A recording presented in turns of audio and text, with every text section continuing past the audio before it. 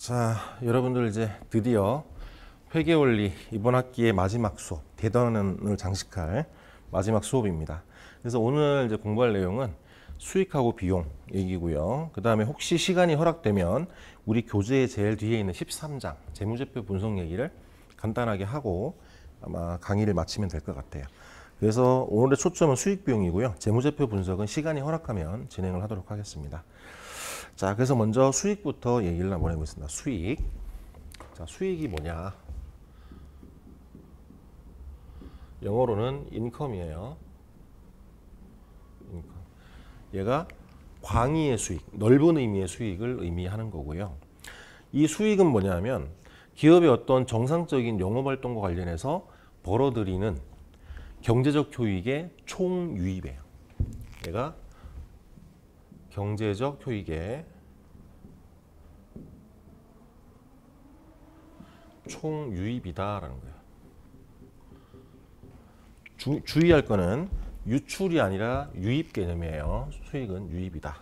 수익은 유입의 개념이다. 그 다음에 이런 수익은 자산의 증가하고 부채의 감소 형태로 나타난다라는 거예요.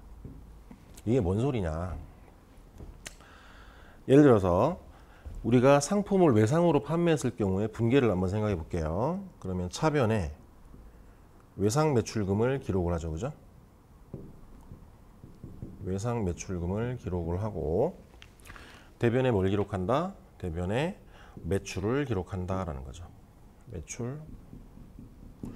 자, 그러면은 요 매출이라고 하는 요 수익을 인식하기 위해서 외상 매출금이라고 하는 자산이 증가를 했죠. 그죠? 자산이 증가했어요. 여기는 뭐 외상 매출금이 아니라 현금이라고 써도 마찬가지예요. 어떤 형태로든 자산이 증가하는 모양새가 나타난다. 수익을 인식할 때. 그다음에 두 번째, 수익을 인식하면서 부채가 감소한다는 얘기는 뭐냐? 자, 예를 한번 들어볼게요. 우리가 상품을 판매하는데 미리 계약금 쪽으로 돈을 받았다고 한번 생각을 해볼게요. 그러면 단순히 돈만 받았다고 해서 우리의 수익이냐? 그게 아니에요. 그 받은 돈에 대한 상응하는 우리가 재화를 공급하거나 아니면 용역을 제공해야 되는 의무를 지고 있는 거죠. 돈을 받았으니까. 그러면은 그 재화나 용역을 제공하기 전에 미리 받은 돈은 뭐냐? 우리가 앞으로 재화 또는 용역을 제공해야 될 의무를 부담하는 거죠. 그렇기 때문에 얘는 부채로 기록을 해야 된다. 그래서 차변에 현금이라고 기록을 하고요. 돈이 들어왔으니까. 대변에는 뭘 기록하느냐? 아직 재화나 용역을 공급하기 전이니까 선수금이라고 하는 부채를 기록하게 돼요. 선수금. 그리고 이 선수금은 언제 수익으로 인식하느냐? 우리가 이 현금에 상응하는 재화나 용역을 제공하는 시점에 그 시점에 어떻게 처리한다? 선수금을 지워주면서 뭐를 인식한다? 바로 매출을 인식한다라는 거예요. 그래서 요 매출이라고 하는 수익을 인식하기 위해서는 요 선수금이라고 하는 부채가 감소해야 되는 거죠. 그래서 수익은 자산의 증가 또는 부채의 감소 형태로 나타난다. 자, 그 다음에 요 수익과 관련해서 주의를 해야 될 게 우리가 제3자를 대신해서 받은 돈이나 혹은 대리관계에서 위임자한테 받은 돈, 이런 돈들은 우리의 수익이 아니라는 거예요. 예를 한번 들어볼게요. 여러분들이 가게에 가서 물건을 사게 되면 물건값에다가 뭐를 더 얹혀서 낸다? 부가가치세를 더 얹혀서 내요. 우리나라 같은 경우에는 우리 물건값, 그러니까 공급가액의 10%를 부가가치세로 부담하게 돼 있어요. 소비자가. 그럼 예를 들어서 내가 100원짜리 물건을 사게 되면 10원만큼의 부가가치세를 부담을 해야 되는 거예요. 그럼 반대로 기업 입장에서 물건을 판매하는 입장에서는 소비자한테, 고객한테 110원을 받아야 되는 거죠. 그러면 그 110원이 다 우리의 몫이냐? 그게 아니라는 거죠. 그래서 회계 처리를, 분계를 이렇게 해야 돼요. 차변에 일단 현금은 110원을 받은 게 맞죠. 그죠? 110원을 기록을 하고요. 대변에다가 어떻게 기록하느냐? 자, 매출을 인식하는데 이 매출이 110원이 아니라는 거예요. 이 110원 중에서 100원만 우리의 몫이고 나머지 10원은 뭐다? 국가를 대신해 가지고 우리가 거래 징수한 세금이다라는 거죠. 그래서 매출은 얼마를 인식한다? 100원을 인식한다. 나머지 10원은 뭐다? 얘는 우리가 거래 징수한 세금이에요. 세금인데 그 돈을 국가에 다시 납부를 해줘야 되는 거죠. 그럼 우리가 일시적으로 예수하고 있는 돈이죠. 예수. 근데 뭐 때문에 예수했다? 부가가치세 때문에. 그래서 계정 과목을 뭐라고 쓴다? 부가세 예수금. 부가세 예수금 이렇게 기록을 하는 거예요. 그래서 제3자를 대신해서 받은 돈은 우리의 수익이 아니다라는 거예요. 자, 그 다음에 대리관계에서 위임자를 대신해서 받는 금액. 예를 들어서 여러분들 쇼핑몰 같은 데 있잖아요. 11번가 같은, 여러분들 뭐 인터넷 쇼핑 많이 할 테니까. 자, 11번가라는 회사가 있어요. 예를 들면. 그러면 11번가 회사에서 그 11번가라는 회사는 어떤 마켓플레이스만 제공을 하고 공급자하고, 그러니까 판매자하고 구매자를 연결시켜주는 역할만 하죠. 그죠? 그 연결시켜주면서 판매 금액의 일정률을 수수료로 이렇게 자기들 수익으로 챙겨가는 그런 기업이에요. 자, 그러면은 11번가라는 회사에서 내가 물건을 샀어요. 그럼 판매자는 어때요? 판매자는 물건을 공급해야 되고, 구매자는 자기가 대금을 지불하면서 그 대금을 그 판매자한테 직접 주는 게 아니라 그 온라인 쇼핑몰 하는 회사에다가 지급을 하는 거죠. 그럼 이제 나는 회계 처리 기준이 온라인 쇼핑몰을 하는 회사의 기준이에요. 그러면은 이 쇼핑몰 회사는 고객한테 받은 돈이 있을 거예요. 그 받은 돈 전체가 나의 매출액이 아니죠. 그 중에서 물건을 판매한 판매자한테 줘야 될 물건값이 있죠. 그죠? 그걸 뺀 나머지 수수료 수익이 우리의 진정한 수익이 되는 거죠. 그죠? 그래서 판매자한테 지급할 돈은 예수금으로 처리를 해줘야 되겠죠. 그죠? 그래서 그런 것들은 우리의 수익이 아니다라는 거예요. 주의를 해야 돼요. 자, 그 다음에 거기에 보면 이제 수익의 종류가 나와요. 수익에는 어떤 종류가 있느냐. 자, 수익은 크게 레비뉴하고 이 레비뉴는 수익인데 협의의 수익이라 그래요. 인컴은 광의의 수익, 얘는 좁은 의미의 수익이다. 그 다음에 두 번째는 개인이 있어요. 개인. 얘는 한글로 이득이라고 그래요. 이득. 이득. 자, 그럼 레비뉴하고 개인의 차이는 뭐냐? 레비뉴는 기업의 영업활동 과정에서 경상적이고 반복적으로 발생하는 그런 수익을 우리가 레비뉴라고 불러요. 그에 반해서 개인은 뭐냐면 비경상적이고 비반복적인, 즉 뒤집어서 얘기하면 일시적이고 우발적으로 발생하는 수익을 이득이라고 불러요. 그러면 레비뉴에는 어떤 것들이 있느냐? 예를 들어서 도소매업을 하는 회사 같은 경우에는 상품 매출액, 제조업을 하는 회사는 제품 매출액이겠죠. 그죠? 제품 매출액. 그 다음에 용역을 제공하는 회사 같은 경우에는 용역 수익. 금융업을 하는 회사 같은 경우에는 이자 수익 또는 배당금 수익. 부동산 임대업을 주업으로 한다. 임대료 수익. 그 다음에 로열티 같은 게 있죠. 기술이나 상표 같은 것들을 빌려주고 대가를 받는 뭐 로열티 같은 것들. 자, 이런 것들을 주로 우리가 레비뉴라고 불러요. 경상적이고 반복적으로 발생하는 항목들이죠. 그에 반해서 개인은 뭐냐면 일시적이고 우발적으로 발생하는 항목들이에요. 예를 들어서 우리가 사용하고 있던 유형자산을 매각을 했어요. 그래서 매각 대금을 받았어. 그럼 그런 것들은 일시적이고 우발적으로 발생하는 거죠. 그죠? 유형자산 처분하는 거를 밥 먹듯이 한다. 그럼 그건 업으로 하는 거죠. 그죠? 비경상적이고 비반복적인 게 아니지. 그러니까 예를 들어서 개인 같은 경우에는 이제 자산 처분 이익 혹은 자산 평가 이익 같은 것들 등등등 이런 것들이 개인이에요. 그러면 레비뉴하고 개인을 왜 굳이 구분을 하느냐?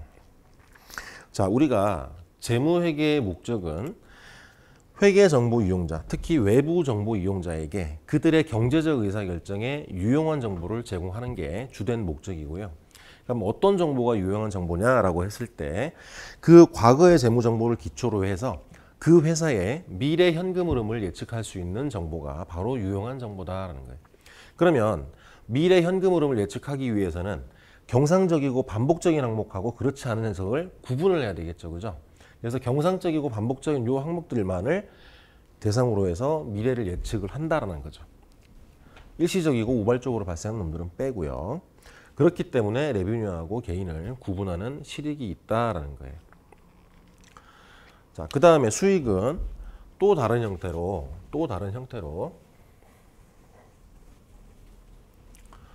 영업수익하고 영업외수익이 있어요. 영업수익하고 영업외수익이 있다. 자, 영업수익은 뭐냐면 말 그대로 그 회사의 본연의 그 목적사업에서 발생하는 수익을 영업수익이라고 해요. 근데 이 영업수익은 회사가 영위하는 업종에 따라 당연히 다르겠죠, 그죠? 그래서 도소매업을 영위한다. 그러면 예를 들어서 매출액, 상품 매출액이 되겠죠, 그죠? 제조업을 영위한다, 제품 매출액. 금융업을 영위한다, 이자 수익, 배당금 수익. 부동산 임대업을 영위한다, 임대료 수익. 이런 것들이 바로 영업수익이에요. 매출액 등이고요. 얘가 업종별로 상이하다. 그러면은 도소매업 같은 경우에는 상품 매출액이 주된 영업수익이고요. 그 외에 나머지 수익을 뭘로 본다? 영업외 수익이라고 한다. 예를 들면 뭐 이자 수익, 배당금 수익. 우리 회사가 도소매업이 주된 목적 사업이야. 근데 우리 회사가 예금을 예치를 하는데 거기서 이자 수익이 발생했어. 그 이자 수익은 영업 수익이 아니겠죠, 그죠? 영업 관련 없이 발생한 수익이죠. 그러니까 영업 외 수익이 되는 거예요. 그래서 영업 수익이냐, 영업 외 수익이냐는 그 회사의 주된 영업 활동이 무엇이냐에 따라서 달라진다라는 뜻이에요. 자, 그다음에 1페이지 하단에 보면 수익의 인식과 측정이에요. 자, 인식이라고 하는 거는 재무제표 요소로 기록한다는 뜻이에요. 자산, 부채, 자본, 수익, 비용 중에 어떤 항목으로 기록을 하는 게 인식이에요. 측정은 말 그대로 금액을 부여하는 거. 화폐적으로 측정해서 금액을 부여하는 것을 측정이라고 하죠. 그래서 수익의 인식 한번 읽어보면, 자, 인식이란 거래나 경제적 사건의 결과로 발생한 항목을 재무제표 요소로 기록하는 것을 말한다. 그리고 수익 인식의 핵심이 뭐냐면 수익으로 기록할 금액하고 수익을 기록할 회계 기간을 결정을 하는 게 키포인트다라는 거예요. 그래서 얼마를 어느 회계 기간에 수익으로 기록할 것이냐, 이게 포인트다라는 거예요. 그리고 수익 인식 기준은 재무회계 관점에서, 그러니까 여러분들 다음 학기에 배울 이제 재무회계 관점에서 생각을 해보면 굉장히 복잡하고 까다로운 게 있어요. 근데 우리는 회계 원리이기 때문에 실무에서 가장 많이 쓰는 그 인식 기준을 한번 설명을 해볼게요. 그래서 수익은 그 교재 한번 보면 경제적 효익의 유입 가능성이 매우 높고 그 금액을 신뢰성 있게 측정할 수 있을 때 인식한다. 어찌 보면 당연한 얘기인데 굉장히 중요한 얘기예요. 그래서 제가 색칠을 해놨죠, 그죠? 그래서 경제적 효익의 유입 가능성이 매우 높고, 이 얘기가 바로 가득 조건이에요. 가득 조건. 가득이라는 거는 우리 영어로 on이에요. on. 그래서 oned라는 거예요. oned.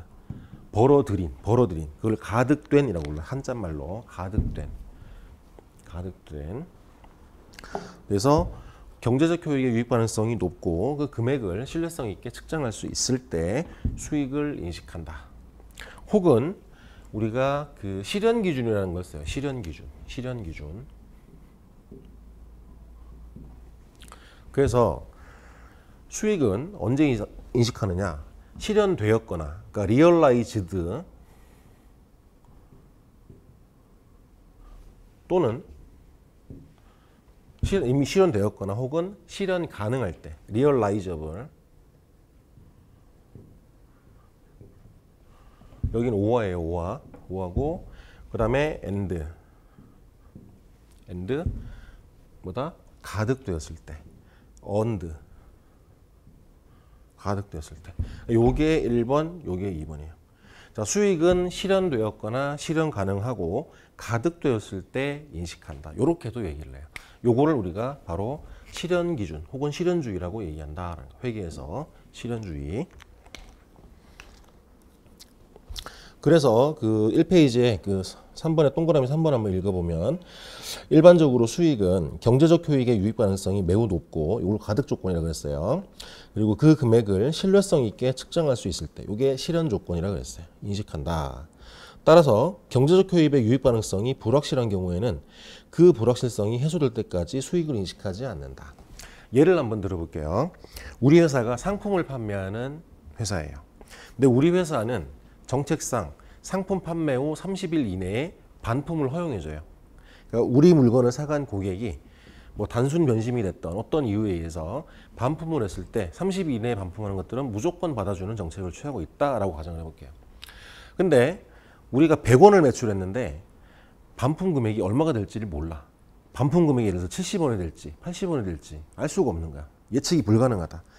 그리고 그러면 이제 그 반품 금액이 우리가 100원을 판매했는데 그중에 7, 80%가 반품될 거라고 될지도 모르는 그런 가능성이 있는 거죠. 그죠? 얼마가 반품될지를 모르는 상황이야. 그리고 그 반품 금액이 굉장히 중요해 버리죠. 그죠? 중요하기 때문에 그럼 어떻게 해야 된다? 수익을 상품을 판매하는 시점에 인식할 것이 아니라 반품 가능한 기간이 끝날 때, 그러니까 판매 후 30일이 경과한 후에 얘를 비로소 수익으로 인식을 해야 된다. 그게 요 얘기예요. 반품이라는 불확실성이 해소될 때까지 수익을 인식하지 마라라는 뜻이에요. 수익을 인식하지 말라. 그 다음에 두 번째 점에 보면은 금액이 측정 가능해야지만 수익을 인식할 수 있겠죠. 당연한 얘기지만 금액을 모르는데 재무제표가 어떻게 적어요? 적을 수가 없잖아. 그죠? 당연한 얘기죠. 그리고 동그라미 4번에 보면은 재화 판매의 이제 수익 인식 방법이 있는데 2페이지로 가서 거기 보면은 판매 형태별로 수익 인식 시점이 나와요. 수익 인식 방법하고 시점이 나오는데요. 그래서 제일 먼저 나오는 게 위탁 판매, 위탁 판매. 예를 들면 우리 회사가 뭐 제조업체인데 홈쇼핑을 통해서 물건을 판매하겠다. 그럼 홈쇼핑에다 우리 물건 팔아주세요라고 의뢰를 하죠, 그죠? 그런 것들이 바로 대표적인 위탁 판매라는 거예요. 위탁 판매.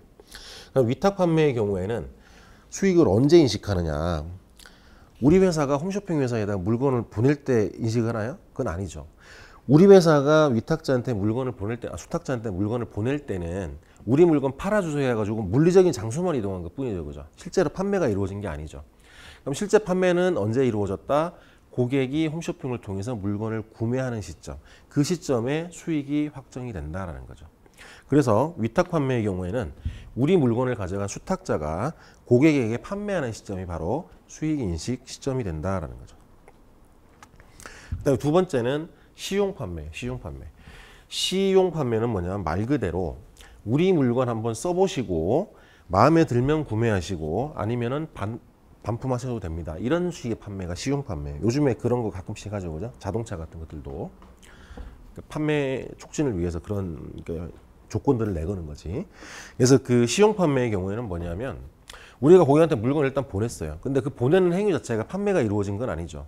고객이 나 이 물건 살래요라고 의사표시를 해야지만 이 물건이 비로소 판매가 된 거죠. 그죠? 그래서 시용 판매의 경우에는 언제 수익을 인식하느냐? 고객이 나 이거 구매하겠다. 구매 의사표시를 하는 그 시점이 바로 매출을 인식하는 시점이다라는 거죠. 그러면 매출을 인식하기 전까지는 뭐다? 우리의 재고 자산으로 인식을 해야 된다는 거죠. 수익을 인식할 수 없고. 자, 그 다음에 할부 판매가 나와요. 할부 판매. 할부 판매는 뭐냐면 우리 자동차 같은 거 있잖아요. 예를 들어서 자동차를 구매를 했는데 내가 뭐 48개월 할부를 냈다. 36개월 할부를 냈다. 이렇게 얘기를 하잖아요. 그죠? 그러면은 자동차 같은 경우에는 할부 계약을 맺고 물론 일정 부분 그 계약금 쪽으로 돈을 내긴 하죠. 그걸 제외한 나머지를 이제 대가를 나누어서 이제 지급을 하는 건데, 자, 할부 판매는 자동차를 생각하면 쉬워요. 내가 자동차를 할부로 샀어요. 그럼 그 차를 판매한 회사가 그 차를 저한테 안 주는 게 아니죠. 일단 계약을 했기 때문에 차는 넘겨준단 말이야. 다만 대가만 나누어서 미래 시점으로 이연시켜가지고 돈을 받는 거죠. 물론 거기에 이제 이자 요소가 포함되어 있겠지만 공짜가 아니라. 그러면은 어때요? 그 자동차를 사가져간 사람은 그 자동차를 사용함에 따른 그 효익들을 다 누리죠, 그죠? 대가는 나눠서 지급하더라도. 그렇기 때문에 할부 판매의 경우에는 재화를 고객한테 인도하는 시점에 바로 수익을 인식해도 된다라는 거죠. 그래서 재화를 인도하는 시점이 바로 수익 인식 시점이 된다라는 거죠. 그다음에 네 번째 보면은 상품권 판매가 있어요. 상품권. 자, 여러분들 뭐 백화점 상품권 이런 거 생각하면 쉬워요. 그러면 여러분들이 백화점에 있는 직원이라고 한번 생각을 해보세요. 고객한테 상품권을 판매해서 돈을 받았어요. 근데 고객이 어떤 재화를 사간 게 아니죠. 그냥 상품권 종이 조각만 사가지고 간 거죠, 그죠? 그럼 고객이 궁극적으로 물건을 사는 시점은 언제다? 그 상품권을 들고 와서 물건을 살 때, 그때가 바로 수익인식 시점이 된다는 거죠. 그러면 상품권 판매하면서 받은 돈은 뭐가 된다? 미리 받은 돈이죠. 미리 받은 돈. 그래서 선수금이라고 처리를 해야 돼요. 혹은 상품권 선수금이라고 해도 되고요. 그냥 선수금이라고 해도 돼요. 선수금으로 인식을 해줘야 된다. 그래서 상품권과 교환으로 재화를 제공한 시점, 이때가 바로 수익인식 시점이 된다는 거죠. 다섯 번째 보면은 설치 검사 조건부 판매가 있어요. 자, 우리가 뭐 이거는 예를 들어서 뭐 기계 같은 것들에 해당이 되겠죠. 큰 기계 같은, 플랜트 같은 것들. 우리가 플랜트를 공급하는 회사야. 예를 들어서 그러면은 우리 고객회사의 공장에다가 얘를 설치를 해가지고 제대로 돌아가는지 시운전까지 해가지고 최종적으로 고객이 검수를 해줘야지만 매출이 최종적으로 확정이 된다라고 가정을 해볼게요. 그런 것들이 바로 설치 검사 조건부 판매예요. 그래서 계약 조건상 설치해주고 어떤 검사하는 그런 조건이 굉장히 중요한 포인트야. 그런 상황이라면 어때요? 그 기계 정치를 인도하는 시점이 아니라 설치하고 검사가 완료될 때까지 수익을 인식 시점을 늦춰야 된다는 얘기죠. 그래서 설치 검사 조건부 판매의 경우에는 설치와 검사가 끝난 시점에 수익을 인식한다. 그리고 반품 가능한 판매가 있어요. 아까 좀 전에 얘기했죠, 그죠? 뭐 상품 판매 후 30일 이내에 반품은 무조건 받아주겠다. 뭐 이런 조건이야. 예를 들어서 그러면은 얘는 이제 반품이 중요한 경우를 얘기하는 거예요. 모든 반품 조건이 붙었다고 해서 무조건 이해하는 게 아니라 그 반품 금액이 상당히 중요하고 추정이 불가능할 때 금액적으로 그럴 경우에만 이게 적용이 되는 거예요. 여기 나와 있는 내용은. 그래서 구매자의 인수 수락 시점 또는 반품 가능 기간 종료 시점이 바로 수익 인식 시점이 된다라는 거죠. 그리고 부동산 판매, 토지나 건물을 팔았어요. 근데 토지나 건물 같은 경우에는 부동산이고 등기가 돼 있는 자산이죠. 등기, 그죠? 소유권 등기가 돼 있는 그런 자산이기 때문에 얘는 조금 특이해. 그래서 얘는 셋 중에 빠른 날이, 셋 중에 빠른 날. 그래서 잔금 청산일, 그다음에 등기일, 그다음에 사용 가능일 셋 중에서 빠른 날 수익을 인식하게 된다는 거예요. 그래서 부동산 판매는 좀 특이하고요. 나머지는 논리적으로 이해를 해보면 당연한 얘기예요. 자, 그 다음에 이제 수익의 측정이에요. 측정. 측정은 말 그대로 재무제표 요소의 금액을 화폐적으로 나타내는 것을 의미한다. 수익은 재화의 판매, 용역 제공 등에 대해서 받았거나 받을 대가에 뭘로 측정한다? 공정가치, 페어밸류로 측정한다라는 거예요. 그래서 수익의 측정 기준은 대가를 현금으로 받는 경우에는 그 현금 금액으로 측정을 하면 돼요. 근데 우리가 뭐 재화나 용역을 제공하고 현금이 아닌 다른 것들을 받을 수 있어요. 예를 들어서 우리가 용역을 제공한 회사에 주식을 받는다거나 혹은 뭐 부동산을 받는다거나 모든 게 다 가능하니까요. 그죠? 그래서 현금 이외의 자산을 받은 경우에는 어떻게 된다? 취득한 자산의 공정가치로 측정한다. 왜 우리가 공급한 재화의 공정가치가 아니라 취득한 자산의 공정가치, 우리가 받는 거죠, 그죠? 왜 공정가치로 측정하느냐? 아까 수익을 정의할 때 경제적 효익의 총 유출이라 그랬어요, 유입이라 그랬어요? 유입이라고 얘기했죠, 그죠? 그러니까 기본적으로 우리가 받는 것의 공정가치가 대원칙이에요. 근데 우리가 받는 것의 공정가치가 불확실한 경우에는 우리가 제공한 재화의 공정가치로 측정을 하면 되는 거죠. 그래서 현금 이외의 자산을 받은 경우에는 우리가 받은 자산의 페어밸류로 측정을 한다라는 거죠. 그리고 판매 과정에서 발생하는 애누리하고 할인은 뭐 어떻게 된다? 얘는 매출액에서 차감해 준다라는 거예요. 애누리는 뭐라 그랬죠? 물건에 하자가 있어가지고 물건 값을 약간 깎아주는 걸 애누리라 그랬고요. 매출 할인은 뭐라 그랬다? 신용 조건에 따라서 이자 부분을 탕감해주는, 그것 때문에 할인을 해주는 그 요소가 바로 매출 할인이라고 했어요. 그죠? 애누리하고 할인의 차이도 알아두시고요. 자, 그 다음에 이 페이지 하단에 보면은 영업수익하고 영업외 수익이 있어요.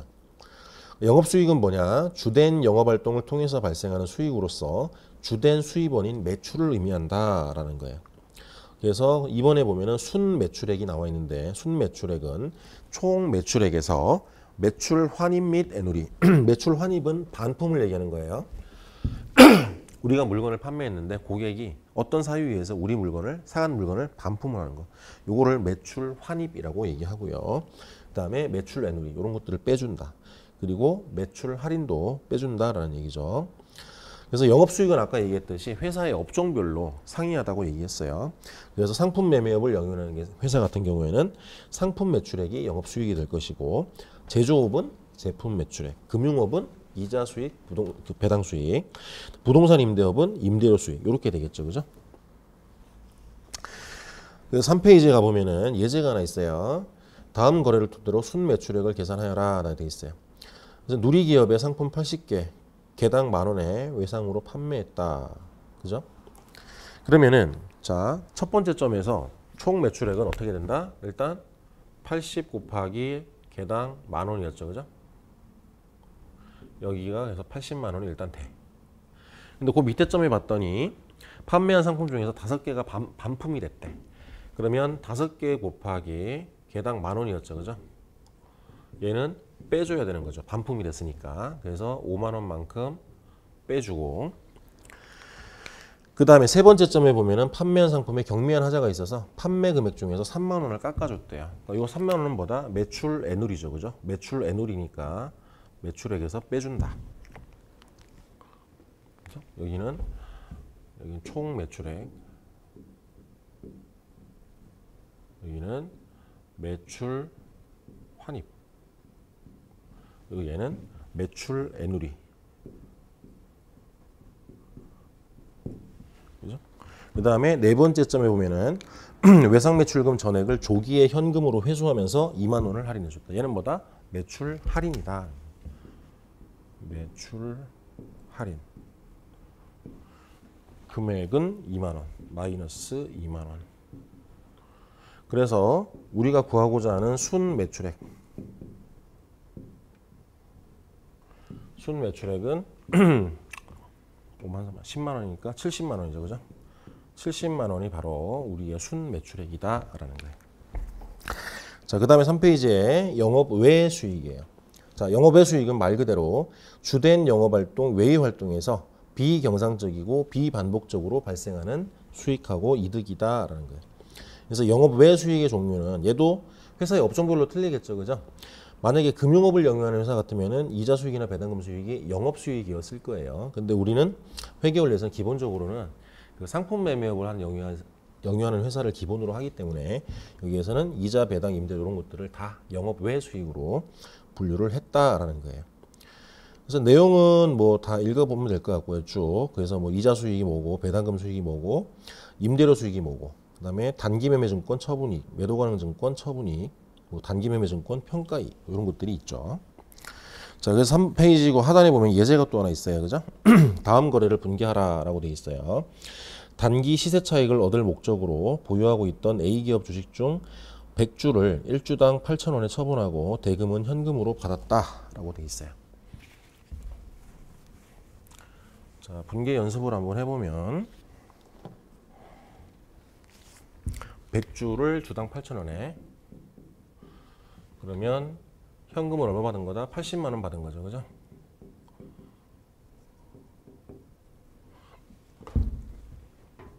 그다음에 대변에는 단기 매매 증권, 장부 금액이 얼마였냐 봤더니 장부 금액이 주당 7,000원이었대요. 100주. 100주 곱하기 7,000원이니까 70만 원이야. 그러면 70만 원짜리를 80만 원에 팔았으니까 10만 원만큼 뭐가 생겼다? 바로 단기 매매 증권 처분 이익이에요. 단기 매매 증권 처분 이익이 생겼다. 요 처분 이익이 뭐다? 영업 외 수익이다라는 거예요. 영업 외 수익. 자, 2번. 장기 투자 목적으로 보유하고 있던 B기업 주식 100주, 장부 금액은 8,000원이래요. 주당. 1주당 10,000원에 처분하고 수수료 3만 원을 제외한 대금을 보통기금 계좌에 이체했다라고 돼 있어요. 자, 얘는 분개를 어떻게 하냐? 자, 현금을 얼마를 받았냐? 총 100주에 대해서 주당 10,000원이니까 100만 원이죠. 거기에서 수수료 3만 원을 빼야 돼. 그럼 현금이 얼마 들어왔다? 100만 원 빼기 3만 원, 97만 원이 들어왔죠. 그죠? 그리고 장기 투자 목적으로 보였으니까 매도 가능 증권이라 그랬어요. 매도 가능 증권. 장부 금액은 얼마? 주당 8,000원이니까 80만 원이죠. 그죠? 자, 80만 원짜리를 97만 원을 처분했으니까 17만 원만큼 뭐가 생겼다? 처분 이익이 생겼다. 매도 가능 증권 처분 이익이다라는 거다.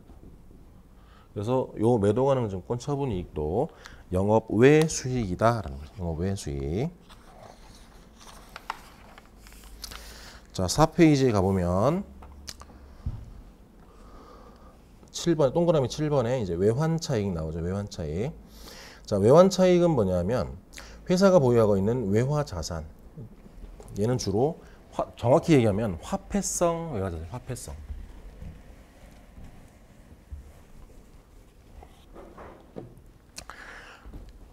화폐성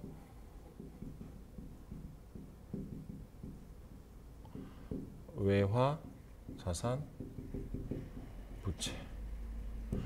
자, 화폐성 외화 자산 부채를 자, 외화 금액을 우리가 원화 금액으로 환전하면서 발생하는 그런 차익을 외환 차익이라고 얘기를 해요. 예를 들면 이런 거죠. 우리가 수출 대금이 예를 들어서 미국에 있는 회사한테 수출 대금 받을 돈이 있었어요. 10만 불 예를 들어서. 그럼 10만 불을 받는데 원달러 환율은 실시간으로 계속 바뀌죠. 그죠?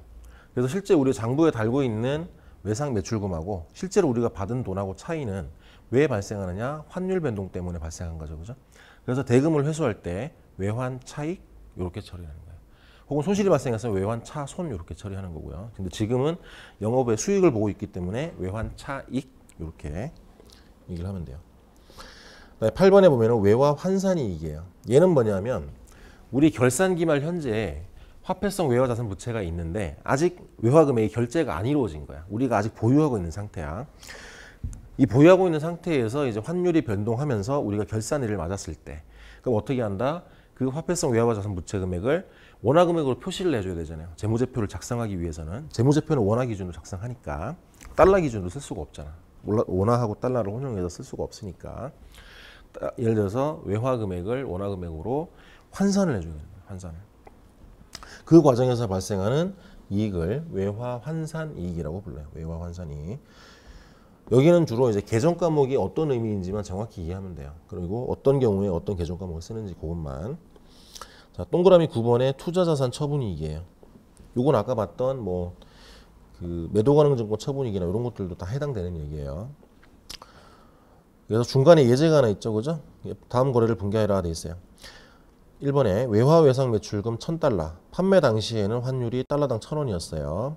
회수하여 원화로 즉시 환전했다. 회수 시의 환율은 달러당 1100원이었다 라고 돼 있어요. 그럼 얘는 어떻게 분개를 하라는 얘기냐? 자, 현금이 들어왔죠, 그죠? 현금이 얼마가 들어왔냐 하면은 자, 1000달러인데 돈을 회수할 때 환율이 얼마였어요? 1100원이었죠. 1100원 달러당. 그럼 얼마다? 110만 원 들어온 거죠. 현금이 110만 원 들어왔고요. 그 다음에 외상 매출금. 외상 매출금이 회수된 거니까 외상 매출금. 장부 금액은 얼마냐면은 지금 달러당 1000원일 때 외상 매출금이죠. 그러면 1000불 곱하기 1000원이니까 100만 원이에요. 100만 원. 장부 금액은 100만 원이었어요. 그럼 10만 원만큼 차이가 나네? 이 10만 원은 왜 차이가 났을까? 우리 장부상 기록된 요 외상 매출금 기록 시점하고 실제 돈을 회수하는 시점에 환율 차이 때문에 요게 차이가 발생한 거죠. 그래서 여기에다 뭘 기록하느냐? 바로 외환 차익이다라고 기록하는 거예요. 외환 차익. 외환 차익. 그다음에 두 번째, 결산 시에 외화 장기 차익금 5,000불. 차입할 때의 환율은 달러당 1,200원인데 마감 환율은 1,000원이래요. 자, 그러면 얘 같은 경우에는 지금 결제가 이루어지지 않았죠, 그냥? 기말 현재에 들고 있는 외화 자산 부채, 화폐성 외화 자산 부채.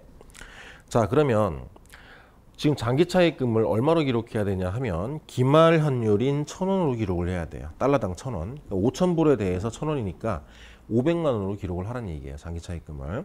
근데 우리가 환산하기 전에는 얼마로 기록돼 있다? 5,000불 곱하기 1,200원에서 600만 원의 부채가 있는 걸로 기록됐죠. 근데 실제로 그 기말 시점에 환율을 환산을 해보니까 600만 원이 아니라 500만 원이더라라는 얘기죠. 그럼 어떻게 해야 돼요? 장기 차익금을 100만 원만큼 감소시켜야 되겠죠, 그죠? 장기 차익금을 100만 원만큼 감소시키고 얘를 뭐라고 기록하느냐? 바로 화폐성 외화자산 부채를 원화로 환산하는 과정에서 발생한 손익이기 때문에 외화 환산 이익이라고 얘기를 불러요. 외화 환산 이익이라고 기록을 한다. 그래서 100만 원. 자, 그 다음에 동그라미 3번. 장기 투자 목적으로 보유하고 있던 토지 장부 금액 500만 원짜리를 600만 원에 처분하고 대금은 자기 압수표로 받았다. 그러니까 얘는 현금을 얼마를 받은 거죠? 600만 원 받았다 그랬죠? 600만 원. 대변에 여기다가 토지라고 기록을 하는데 주의할 거는 얘는 유형자산에 있는 토지가 아니에요. 장기 투자 목적으로 보유하고 있었기 때문에 정확히는 투자부동산이에요. 투자부동산 장부 금액이 500만 원이었어요. 500만 원짜리를 600만 원에 처분했으니까 100만 원만큼 뭐가 생긴다? 바로 투자자산 처분이익이 생긴다. 이게 투자자산 처분이익이 생긴다라는 거죠. 자, 그 다음에 동그라미 10번에 가면은 유형자산 처분이익이에요. 토지나 건물, 기계장치 등 유형자산을 장부금액보다 높은 가격으로 판매할 경우에, 매각할 경우에 생기는 그 이익을 유형자산 처분이익이라고 불러요. 11번에 보면은 사채 상환이익이에요. 여러분들 사채 공부했겠지만은 사채 같은 경우에는 시장 이절 변동에 따라서 그 가치가 달라져요. 그래서 만기일날 상환하게 되면은 이 사채는 상환손익이 발생하지 않아요. 근데 만기가 되기 전에 얘를 상환을 하게 되면 이 채권의 가격은 실시간으로 변동되기 때문에 우리의 장부금액하고 차이가 날 수밖에 없어요.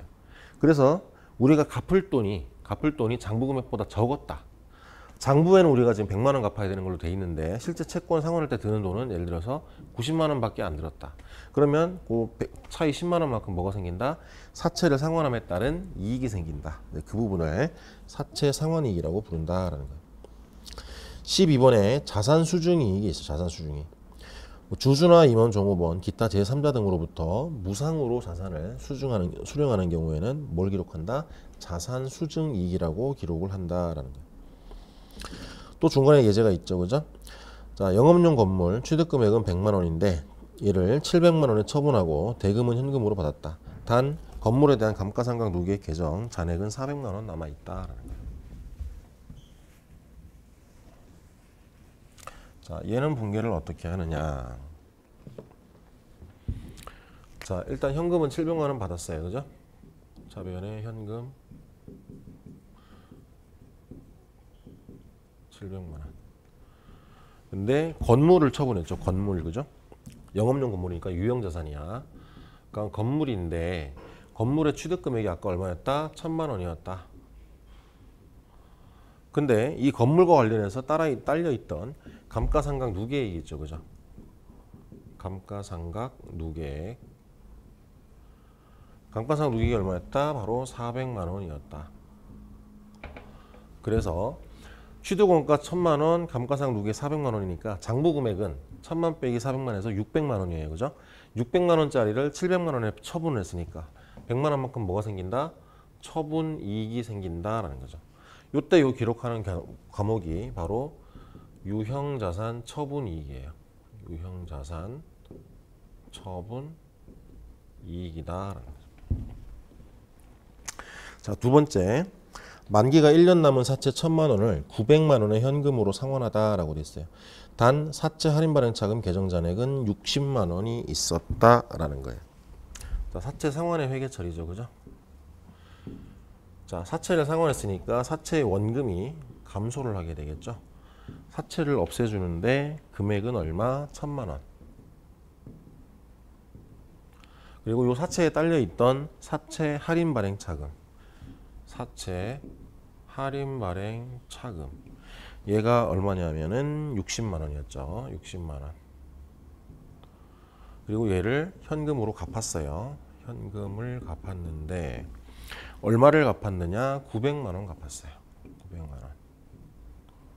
자, 사채의 장부 금액이 1000만 원에서 사채 할인 발행 차금 60만 원을 빼면 얼마? 940만 원이야. 우리 빚이 940만 원인데 900만 원으로 다 정리가 됐어요. 그럼 40만 원만큼 뭐가 생긴다? 이익이 생기겠죠. 빚을 덜 갚은 거니까. 그럼 여기에 40만 원 기록을 하고 대변에 얘는 이름이 뭐다? 바로 사채 상환 이익이다라는 거예요. 최상환 이익이다. 3번에 주주로부터 2천만 원의 토지를 무상으로 수중하다. 얘는 차변의 토지 2천만 원, 대변의 자산 수중이익 2천만 원 이렇게 기록하면 되죠. 자, 5페이지에 가면은 채무 면제이익이 있어요. 13페이지. 채권자로부터 채무의 전부 또는 일부를 면제받은 경우에 처리하는 계정이다. 채무 면제이익. 보험 차익.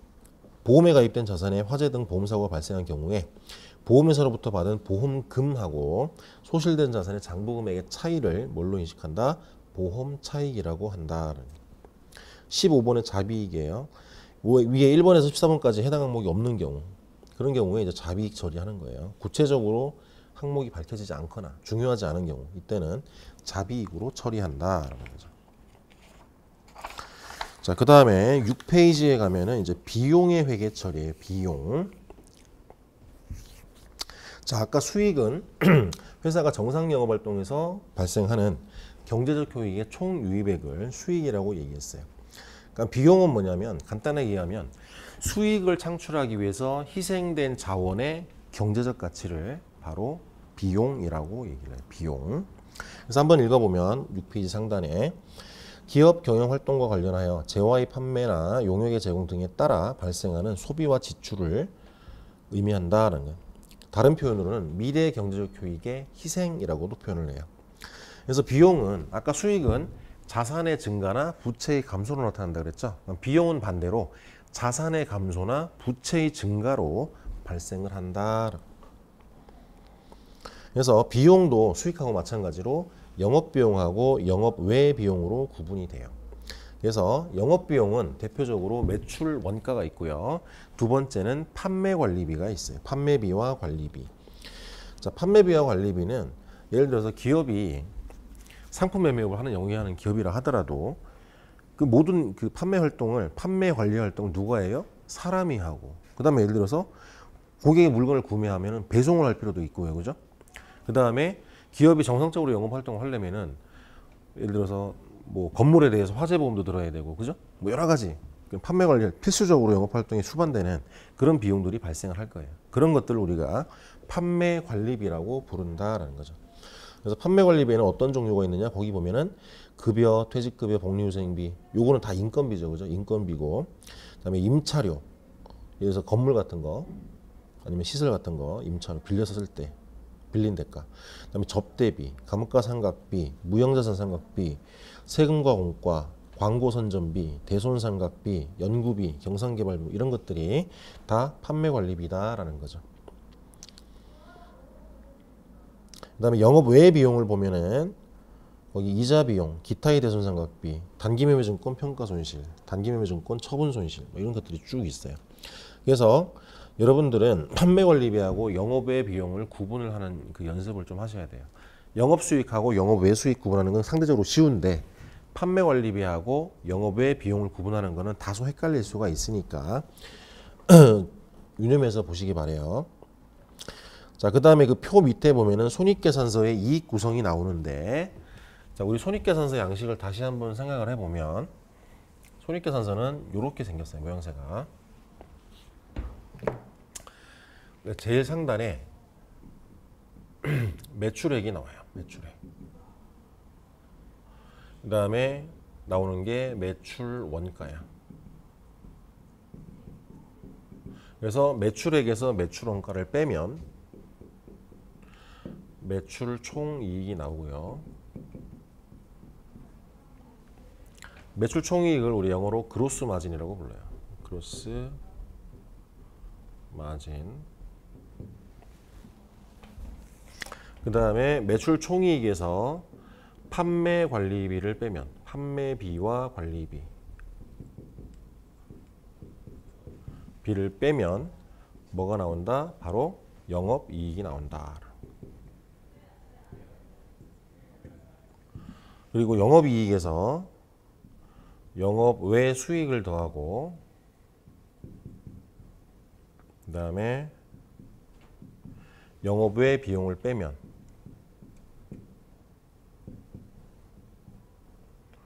이제 뭐가 나온다? 바로 법인세 차감전 순이익 혹은 계속사업 순이익이에요. 법인세 차감전 계속사업이익 혹은 뭐 세전이익이라고 할게요. 줄여서 세전이익이 나온다. 그래서 손익계산서의 이익은 매출 총이익, 영업이익, 세전이익 뭐 이 정도로 구분이 돼요. 조금 더 내려가면 여기 법인세가 반영이 되고 당기순이익이 나오겠죠, 그죠? 이렇게 단계별로 이익을 구분한다라는 거예요. 단계별로. 자, 그 다음에 6페이지 하단에 보면은 비용의 인식이에요. 비용의 인식. 한번 읽어보면 비용이 귀속되는 회계기간을 결정하는 것으로 비용도 기업의 경영활동 전 과정에 걸쳐 발생하므로 자산이 감소할 때마다 인식을 해야 된다. 그러나 이를 엄격히 적용하기 어려우므로 오타네요. 적용입니다. 하기 어려우므로 수익과의 대응관계를 고려해서 비용을 인식하는데 이를 뭐라 그런다? 바로 수익비용 대응 원칙이라고 부른다. 수익비용 대응 원칙. 자, 수익비용 대응 원칙은 뭐냐면 비용의 인식 기준이에요. 간단하게 정리하면 자, 비용은 어느 회계기간에 인식하라는 얘기예요? 관련 수익이 인식되는 회계기간에 따라붙어서 비용을 인식을 해라. 그래서 수익하고 대응을 시키라는 거예요. 그게 바로 수익비용 대응 원칙이에요. 그럼 비용을 수익에 대응시키는 방법에는 뭐가 있냐? 거기 나와 있는 대로 직접 대응이 있어요. 세 가지가 있는데 첫 번째가 직접 대응. 얘는 수익하고 비용의 인과관계가 명확한 경우예요. 대표적으로 뭐다? 바로 상품 매출 원가. 즉 뭐 매출 원가라고 볼게요. 그냥 매출 원가 등. 수익과의 인과관계가 직접적이죠. 매출 원가는. 그죠? 그다음에 두 번째는 뭐냐면 두 번째는 간접 대응이라고도 하고요. 혹은 체계적이고 합리적인 대응. 체계적, 합리적. 간접 대응. 얘는 뭐냐면 수익과의 직접적인 인과관계를 따질 수는 없는데 어찌되었건 간에 수익 창출에 기여를 했다 이거야. 예를 들면은 우리 회사가 상품 매매업을 영위하는데 배달용 트럭을 우리가 활용하고 있다라고 쳐볼게요. 그러면 트럭은 분명히 우리의 수익 창출에 기여를 하죠, 그죠? 근데 우리의 수익 창출에 얼만큼 기여했는지가 직접적인 인과관계로 밝힐 수가 없어요. 그렇기 때문에 어떻게 된다? 그 차량원 방법을 우리가 감가상각이라는 과정을 통해 가지고 여러 회계에 걸쳐서 비용을 배분을 해서 인식하죠, 그죠? 그런 것들이 바로 간접 대응이다. 대표적인 게 바로 감가상각비. 그리고 수익과의 인과관계를 전혀 알 수 없어. 그리고 이 지출이 미래에 우리한테 경제적 효益가져다 줄지 않을지 너무 불확실한 거. 그런 경우에는 발생과 동시에 다 비용으로 처리해라. 즉 기간 비용으로 처리를 해라라는 거예요. 기간 비용화. 그래서 대표적인 예가 뭐다? 바로 광고 선전비. 우리가 광고를 많이 하게 되면 매출이 증가할 거라는 기대는 하지만 정확히 어느 정도 매출이 증가하는지는 알 수가 없어요. 너무 불확실한 거지. 그렇기 때문에 광고 선전비는 그냥 비용으로 처리하는 거예요. 감가상각을 하거나 아니면 직접 대응을 시킬 수가 없으니까 기간 비용으로 처리한다. 두 번째, 예를 들면 교육훈련비. 직원들한테 직무교육을 시켰어요. 그럼 직원들의 업무 능력과 생산성이 향상이 돼서 우리 회사의 수익을 증대시키는 데 기여를 했겠죠, 그죠? 근데 그거를 우리가 신뢰성 있게 측정할 수 있을까요? 불가능해요. 그렇기 때문에 교육훈련비도 발생과 동시에 바로 비용으로 처리를 한다라는 거예요.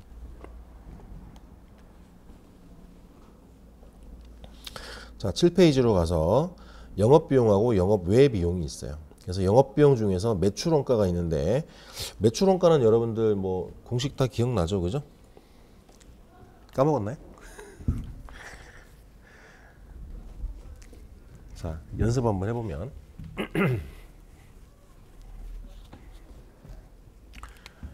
자, 상품 매출원가죠.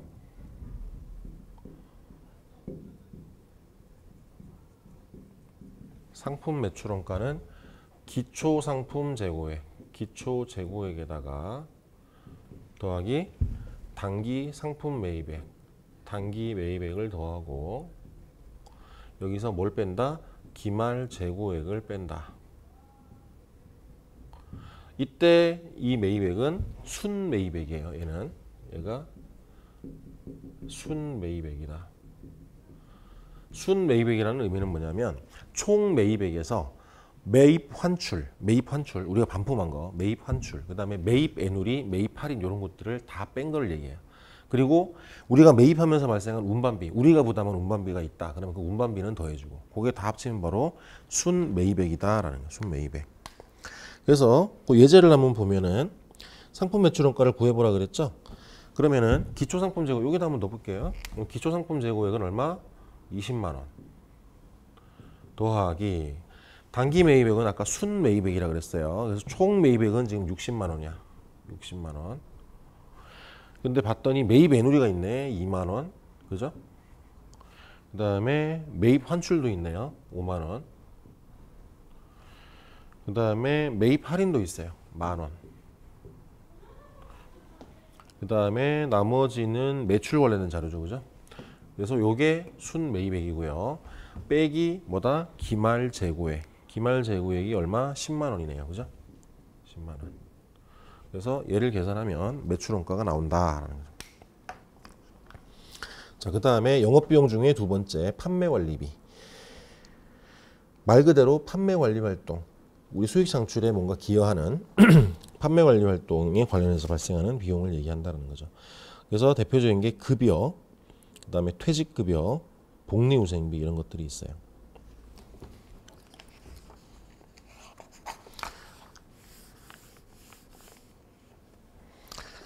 자, 8페이지에 가보면은 예제가 나오죠. 그죠? 종업원급여 200만 원 중 근로소득세 10만 원하고 건강보험료 3만 원을 제외한 잔액을 현금으로 지급했다. 얘 분기 한번 해볼까요?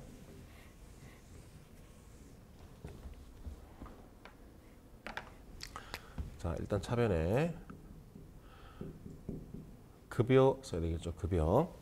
급여는 얼마 발생했다? 거기 보면은 200만 원 발생한 거예요. 200만 원.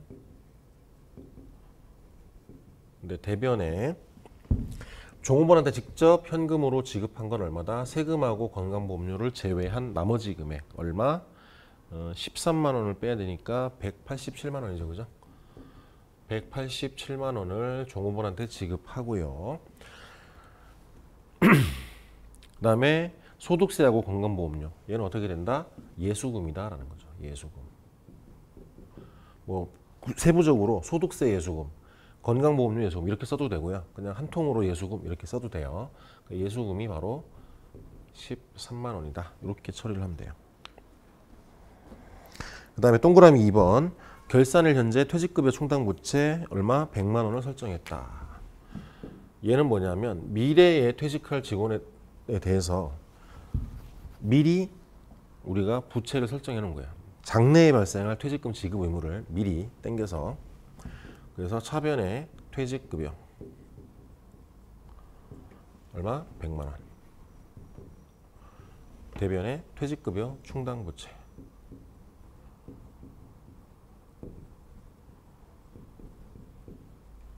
100만 원.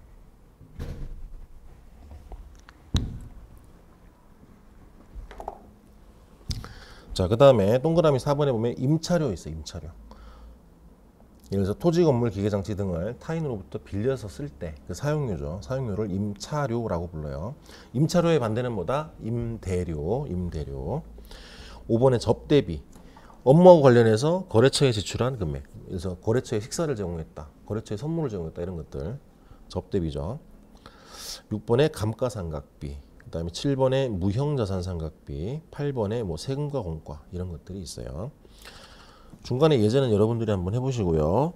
9번에 광고선전비, 10번에 대손상각비, 11번에 연구비, 12번에 경상개발비, 보험료, 여비교통비, 통신비, 수도광열비 쭉 한번 읽어보세요. 아, 이런 것들이 판매관리비 항목이구나 라는 거를 판단할 수 있으면 돼요.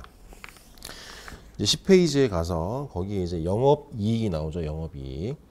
다음 자료를 이용해서 영업이익을 구해라 라고 돼 있어요. 지금 보면은 매출액은 300만 원이야. 매출액은 300만 원.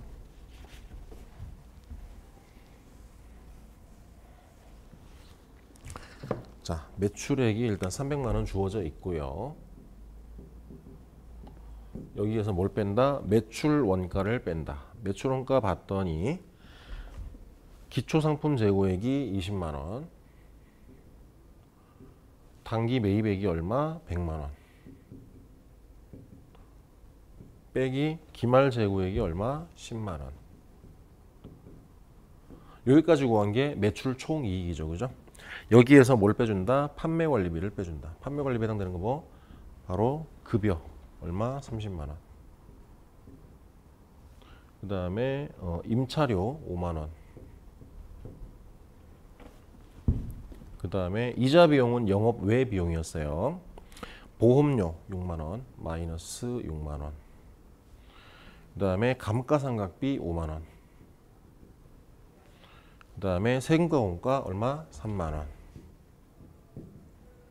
그죠? 그럼 매출 원가가 110만 원이고요. 그죠?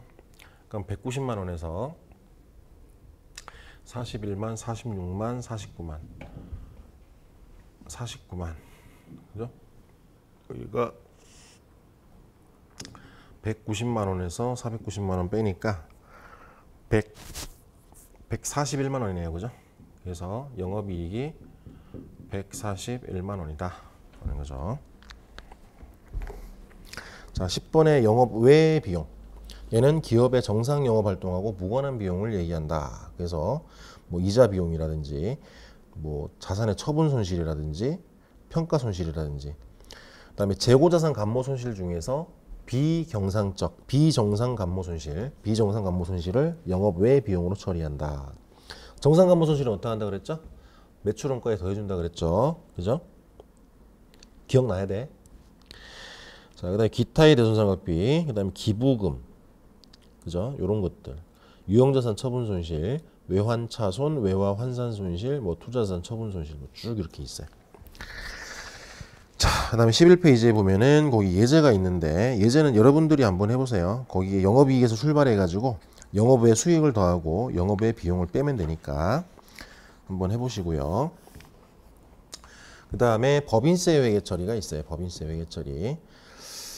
자, 얘는 원래는 여러분들이 재무회계 가면은 그 이연법인세라는 게 있어요. 이연법인세. 그래서 그 과세소득하고 회계이익이 차이가 발생을 해요. 여러 가지 원인에 의해서.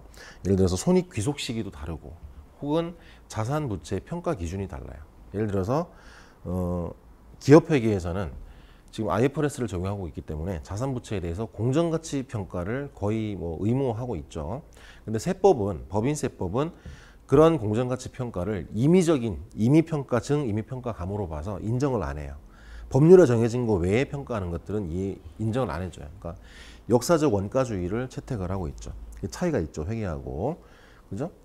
그 다음에 조세 정책적인 목적에 따라 좀 차이가 또 발생할 수가 있어요. 예를 들어서 뭐 세액공제를 해준다든지 중소기업에 대해서 아니면은 뭐 어떤 연구개발 활동에 대해서 어떤 준비금을 설정할 수 있게 해준다든지 여러 가지 조세 정책적인 목적에 따라서 과세소득하고 회계이익이 차이가 발생하는데 그 중에서 일시적 차이가 있어요. 일시적 차이는 뭐냐면 한 회계기간 동안에 회계이익하고 과세소득의 차이가 발생한 것들이 미래에 언젠가 반대의 세무조정을 통해서 소멸되는 그런 차이를 일시적 차이라 그러는데 그 일시적 차이의 법인세 효과 얘들을 우리가 발라내가지고 이연법인세 자산 혹은 이연법인세 부채로 처리를 한다라는 거예요. 그래서 실제 부담할 법인세에다가 이연법인세 자산부채의 변동을 더하기 빼기를 해주면 뭐가 된다? 바로 법인세 비용이 된다라는 거예요. 법인세 비용.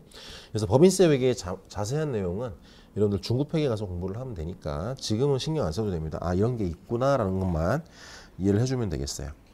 자, 연습 문제 좀 풀어보고 잠깐 쉬었다가 재무제표 분석 얘기할게요.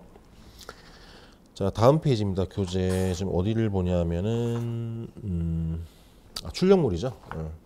제가 그 추가 예제 해가지고 그 파일 올려준 거 있어요. 그거 출력해가지고 보시면 돼요. 자, 1번에 보면은 다음은 매출 관련 거래이다. 매출로 인식할 수 있는 금액은 돼 있어요. 첫 번째 점에 보면은 할부 판매를 하고 상품을 인도했다. 10만 원. 아까 할부 판매는 언제였죠? 재화를 인도하는 시점에 수익을 인식한다 그랬죠. 그럼 요 10만 원은 매출로 인식할 수 있겠네요. 그죠? 그 다음에 시용 판매 조건으로 상품을 발송했어. 자, 시용 판매는 언제 수익을 인식한다 그랬죠? 고객이 구매 의사 표시를 한 때라 그랬죠. 그러면 단순히 물건을 보냈을 때는 수익 인식을 못 하는 거죠. 두 번째 거는 해당 없고요. 세 번째, 판매 상품에 대한 상품권을 발행했다. 자, 상품권을 발행하고 받는 돈, 얘는 뭐다? 매출이 아니죠. 선수금이죠. 그죠? 우리가 어떤 재화나 이런 걸 제공한 게 아니기 때문에, 돈만 단순히 받았기 때문에 선수금이다. 네 번째 점, 위탁 판매를 위해서 적송품을 발송했다. 우리가 그 판매를 위탁할 수탁자한테 물건을 그냥 보냈어. 예를 들면은 홈쇼핑 회사에 내가 보냈어. 우리 물건 팔아달라고. 그럼 어떻게 돼요? 얘는 그 물건의 수탁자가 고객한테 물건을 판매할 때 수익을 인식한다 그랬죠. 단순히 우리 팔아주세요 하고 물건 보낼 때는 수익 인식할 수가 없다. 그러면 4개 중에서 제일 위에 거 할부 판매만 매출로 인식할 수 있죠. 그죠? 10만 원이 답이다. 자, 이번에 다음 기사에 나타난 거래를 회사가 분개할 때 차변 계정 과목으로 옳은 것은 돼 있어요. 자, 게임 소프트 회사인 회사는 국내 최초의 장애 어린이를 돕기 위한 통합형 어린이 재활병원을 정식으로 개원했다. 회사는 임직원과 게이머들의 뜻을 모아 병원 건립에 필요한 전체 440억 중 절반에 달하는 총 200억 원을 부담했다. 얘는 뭘까요? 바로 기부금을 얘기하죠. 기부금. 기부금이다. 업무와 무관한 지출이잖아요. 그죠? 그래서 기부금이다. 3번. 매출 채권에 대한 대손 예상률이 1%일 경우에 결산 시에 대손 충당금 설정액으로 오른 것은 돼 있어요. 자, 매출 채권의 전기 이월액 기초 잔액이 10만 원이고 단기 회수한 금액이 12만 원이야. 그리고 단기의 순 매출액은 15만 원이야. 모든 매출은 외상이라 그랬으니까요. 그죠? 그리고 매출 채권에 실제 대손 발생한 거는 만 원인데 대손 당시에 대손 충당금 잔액이 얼마 있었다? 5천 원 있었다라는 거예요. 그러면 얘는 우리 그 매출 채권 공부를 다 얘기했던 거예요. 자, 대손 발생했을 때 회계 처리를 어떻게 했냐? 일단 대손 충당금이 사라져야 되는데 전체 대손 발생한 외상 매출금이 얼마다? 지금 만 원이었죠. 만 원. 근데 요거 대손 처리할 때 충당금 잔액이 얼마 있었대요? 5천 원 있었대요. 그럼 나머지 5천 원은 뭐다? 추가적인 대손 상각비가 된다. 그럼 우리가 결산 수정 분개를 하기 위해서는 대손 충당금 수정 전 잔액이 얼마가 된다? 0이 되겠죠. 이미 이때 다 사라졌으니까. 그죠? 제로 베이스에서 출발을 한다. 자, 그러면 기말 매출 채권 잔액을 구해야 되겠죠. 그죠? 그러면 기말 매출 채권 AR이라고 쓸게요. 어카운트 리시버블이에요. AR 채권을 의하고요. 여기에 기초 기초 잔액이 지금 10만 원이죠. 그죠? 그리고 회수한 금액 여기가 현금이죠. 얼마 회수했냐? 12만 원 회수했다. 그리고 단기에 외상 매출한 거 매출 얼마? 15만 원. 그러면 차변 합계가 25만 원이죠. 그러면 대변 합계도 25만 원이 돼야 되고. 그러면 기말 매출 채권은 25만 원에서 12만 원을 뺀 13만 원이 되죠. 그죠? 그럼 대손 충당금 필요한 금액은 기말 매출 채권 13만 원에다가 예상되는 대손 설정률 몇 퍼센트? 1%. 그럼 얼마? 1,300원만큼의 대손 충당금이 필요하다라는 거죠. 그러면 대손 충당금 설정액은 얼마가 된다? 바로 1,300원이 되겠어요. 그죠? 3번이 답이다. 4번 판매관리비에 해당하는 사례로 옳은 것은 돼 있어요. 1번 불우이웃 돕기를 위한 성금 기탁. 얘는 뭐다? 기부금. 2번 사업상 필요에 의해서 지출하는 접대비. 얘는 판매관리비죠. 그죠? 2번. 그 다음에 3번에 환율 변동에 따른 외화 자산의 평가 손실. 얘는 외화 환산 손실이죠. 그죠? 외화 환산 손실은 영업 외 비용이죠. 4번 비정상적으로 발생한 재고자산 감모 손실. 비정상적 감모 손실. 얘는 뭐다? 영업 외 비용이죠. 5번 화재로 인한 건물 소실과 관련된 재해 손실. 재해 손실도 영업 외 비용이죠. 영업 외 비용. 답이 2번이다. 5번 다음은 영업사원의 출장비 정산서이다. 회계처리 시 차변의 분계 내용으로 옳은 것은 돼 있어요. 출장비를 정산서를 봤더니 총 50만 원 들고 가서 50만 원을 다 썼네요. 그죠? 그러면 어떻게 된다? 자, 지급할 때는 자, 출장비를 지급할 때는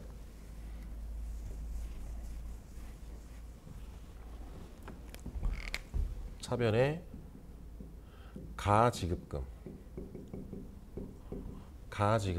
50만 원 대변에 현금 50만 원이야. 근데 이 사람이 출장비를 다 쓰고 이제 정산서를 가져왔어요. 그러면 이제 가지급금을 없애주면서 원천을 밝혀야 되겠죠, 그죠? 그래서 가지급금 50만 원. 차변에 이제 뭘 기록하느냐? 거기 봤더니 교통비, 숙식비, 거래처 지급과 식사비. 자, 교통비하고 숙식비는 뭐죠? 얘는 여비교통비야. 여비교통비. 여비교통비. 그리고 거래처 직원과 식사한 뭐다? 접대비. 그죠? 그래서 교통비랑 숙식비는 지금 15만 원, 20만 원에서 35만 원 썼고요. 접대비로 얼마 썼다? 15만 원 썼다.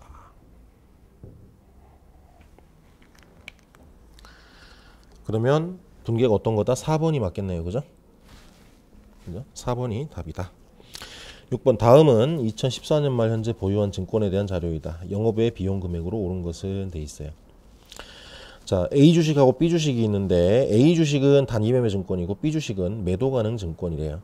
그러면 자, 매도 가능 증권은 공정가치 변동 금액을 기타 포괄손익으로 인식한다 그랬죠. 그러니까 B 주식은 신경 쓸 필요 없고요.